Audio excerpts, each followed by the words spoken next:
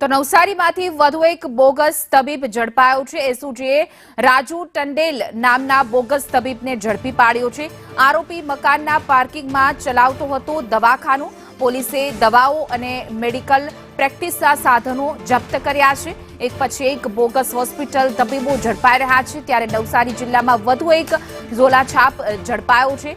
જલાલપોર તાલુકાના મહુવર ગામે ઝડપાયો આ ઝોલાછાપ તબીબ। વધુ વિગતો સાથે અમારા સંવાદદાતા રાજન રાજપૂત જોડાઈ ગયા છે। જે રાજન, આ સમગ્ર ઘટના કે જેમાં ઝોલાછાપ જે છે તબીબ ઝડપાયો છે, શું છે અપડેટ?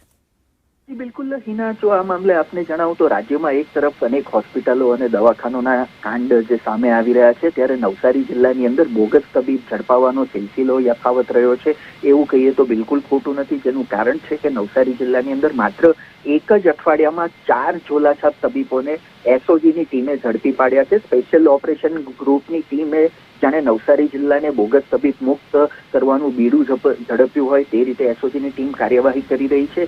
જે અંગે જો આપને જણાવું તો સૌપ્રથમ ખેરગામ તાલુકા, ત્યારબાદ ચીખલી, વાંસદા અને હવે આજે જે છે એ જલાલપુર તાલુકાના મરોલી નજીક આવેલા મહુવર ગામમાંથી બોગસ તબીબ ઝડપાયો છે। આ બોગસ તબીબ જે છે રાજુ ટંડેલ નામનો ઈસમ જે છે એ ઝોલાછાપ ડોક્ટર છે અને તેની પાસે કોઈ મેડિકલ પ્રેક્ટિસના ડિગ્રી વગેરે નથી અને મકાનના પાર્કિંગની અંદર બેનામી દવાખાનું આ ઝોલાછાપ ચલાવતો હતો અને પોલીસે ત્યાં બાતમીના આધારે છાપેમારી કરી હતી, જ્યાંથી પોલીસને મેડિકલ પ્રેક્ટિસના સાધનો અને દવાઓનો જથ્થો મળી આવ્યો છે।